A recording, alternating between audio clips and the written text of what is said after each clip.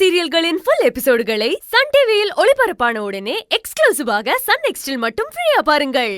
ஐயோ, இவ எதுக்கு காலையிலேயே வந்திருக்கான்னு தெரியலையே. புதுசா ஏதாவது ஒரு பிரச்சனையை கொண்டு வந்துட போறா. என்ன விஷயமா பேச வந்திருக்கான்னு தெரியலையே.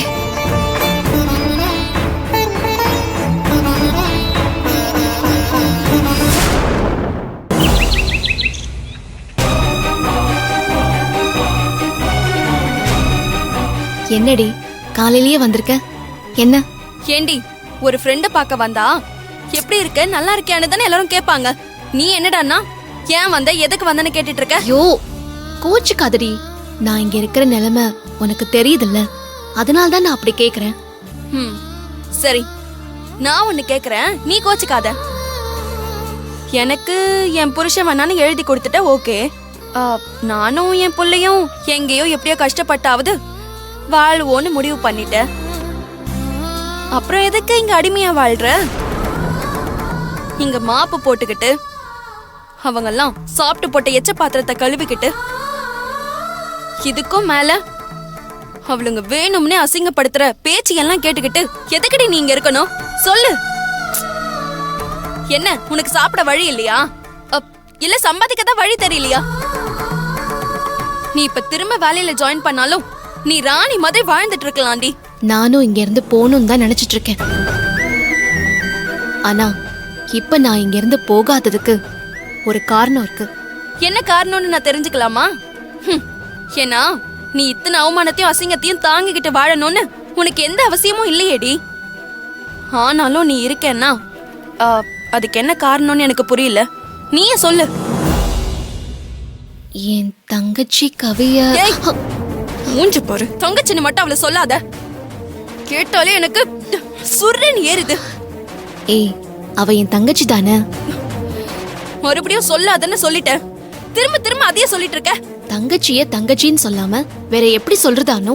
அந்த அரக்கிக்கு தான் ஒரு பேர் இருக்குல்ல, அத மட்டும் சொல்லு. சரி, கவிய கொல்றதுக்கு ஒரு மொட்டையன் இந்த வீட்டுக்குள்ளேயே சுத்திட்டு இருக்கான். நான் இங்க இருந்து போயிட்டேன்னா கண்டிப்பா அவன் கவிய கொன்னுடுவான். நல்ல விஷயம் தானே, அதுக்காகவே நீ இந்த வீட்டை விட்டு போகலாமே. ஏய் சும்மா இருடி, அவ என் தங்கச்சிடி. ஏய், அவளை தங்கச்சி தங்கச்சின்னு சொல்லாதன்னு சொல்லிட்டே இருக்க, திரும்ப திரும்ப அவளை தங்கச்சின்னு சொல்லிக்கிட்டு இருக்க. யார்டி உனக்கு தங்கச்சி? உன் வாழ்க்கையை நாசம் பண்ணணும்னு ஒரே குறிக்கோளோட இருக்கா, அவளை போய் தங்கச்சி தொங்கச்சின்னு சொல்லிக்கிட்டு இருக்க. ஏய், இப்ப வரைக்கும் நான் அவ அக்கான்னு அவளுக்கு தெரியாதுடி. தெரிஞ்சிருந்தா அவ உயிரையே விட்டுருவா. போய்த்தேக்காரி மாதிரி பேசிட்டு இருக்காத.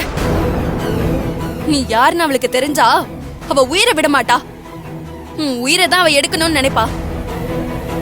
இங்க பாரஞ்சலி, நீ திரும்ப திரும்ப தப்பு மேல தப்பு பண்ணிக்கிட்டே இருக்க. அவ செத்தா சாகரான்னு சொல்லிட்டு இந்த வீட்டை விட்டு முதல்ல கிளம்புற வழிய பாரு, அதான் உனக்கும் நல்லது. அப்படியெல்லாம் இங்க இருந்து போக முடியாது. நான் போயிட்டேன்னா அந்த மொட்டையன் கண்டிப்பா கவிய கொன்னுடுவான். அப்படி எதுவும் நடந்துடக்கூடாதுன்னு தான் நான் இங்க இருக்கேன். நல்லபடியா விக்கி கூட அவளுக்கு கல்யாணம் பண்ணி வச்சிட்டேன்னா அடுத்த நிமிஷமே நான் இங்க இருந்து கிளம்பி போயிடுவேன். இன்னும் எவ்வளவு நாள் நீ இங்க இருந்து என்னதான் சாதிக்க போறேன்னு எனக்கும் ஒன்னும் தெரியல. சரி விடு. சரி, நீ எதுக்கு இங்க வந்த?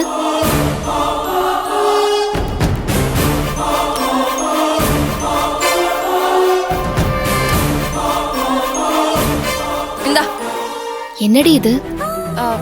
ரஞ்சிதம் பாட்டி சிறுவாபுரி முருகன் கோயிலுக்கு போயிருந்தாங்களாம்.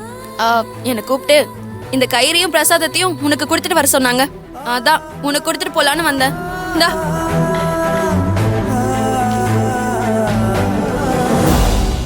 இத கட்டிக்கோ. கட்டிக்கிட்டு முருகன் மாதிரி இந்த பக்கம் வள்ளியும் அந்த பக்கம் தெய்வானையுமா அக்காலும் தொங்கச்சியுமா சந்தோஷமா வாழுங்க. ஏய், என்னடி நீ இப்படி பேசிட்டு இருக்க? அப்புறம் என்ன, நான் என்ன சொன்னாலும் நீ கேக்குற மாதிரி இல்ல. உன்னை பார்க்க வந்தாலே ஏன் மனசு கஷ்டமாயிடுது.